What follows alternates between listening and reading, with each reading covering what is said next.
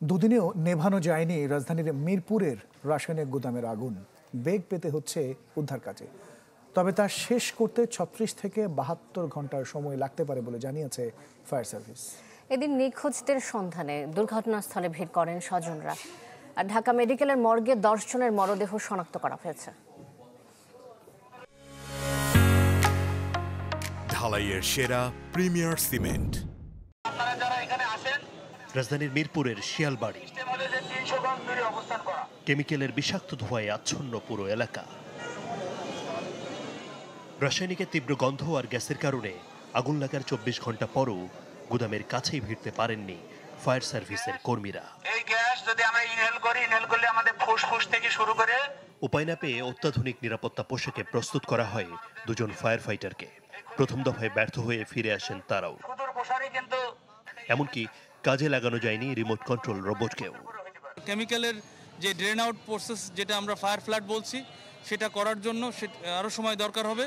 এটা ৩৬ ঘন্টাও লাগতে পারে, ৭২ ঘন্টাও লাগতে পারে। মূল যে দরজা, এটা কিন্তু বন্ধ পেয়েছি, তালা মারা ছিল। এটা আমাদের হাইড্রোলিক স্প্রেডার দিয়ে এবং কাটার দিয়ে এটাকে কেটে তারপরে খুলতে হয়েছে। সুতরাং ধারণা করা হচ্ছে যে এখানে হয়তো মানুষ ছিল না। ভয়াবহ আগুনে নিখোঁজদের সন্ধানে রূপনগরে ভিড় করেন স্বজনরা। ফ্যাক্টরি রাখছে, ওরা সেফটি কেন রাখলো না? এত মানুষের কেন প্রাণ গেল? মালিকদের ধরেন, যে কাজটা তারা কেন করলো? এখন আল্লাহ এই ভালো জানে যে আসলে জীবিত আছে না মারা গেছে। মেয়ে মুক্তার খোঁজে শরীয়তপুর থেকে এসেছেন ষাটোর্ধ্ব নূরজাহান বেগম। অচেনা শহরে সন্তানকে খুঁজে না পেয়ে পাগল প্রায় তিনি। একটা ভাই আমার মুক্তার নাম, একটা ভাই আমার। আমি এই নাতিকে পালুকে দে, নাবালক বাপ নাই মা নাই। দুর্ঘটনাস্থল পরিদর্শন করে উপদেষ্টা শারমিন মুর্শিদ আশ্বাস দেন হতাহতদের পরিবারের পাশে থাকার। আমি বুঝতে এসেছি আমার কি করণীয় এবং সেটা আমি দ্রুত করতে চাই। আর যেটা হয়নি বা হওয়া উচিত বা হওয়া দরকার, সেটা আমি নিশ্চিত এটা হবে এবং সরকারের জায়গা থেকে সরকার সেই তৎপরতাটা করবে।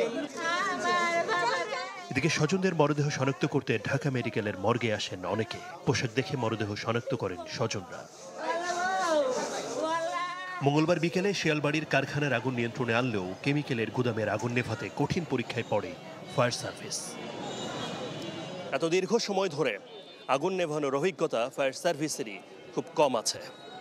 তার চেয়েও স্থানীয়দের বেশি ক্ষোভ কে বা কারা এমন ঘনবসতিপূর্ণ এলাকায় কেমিক্যাল গোডাউনের অনুমোদন দিল।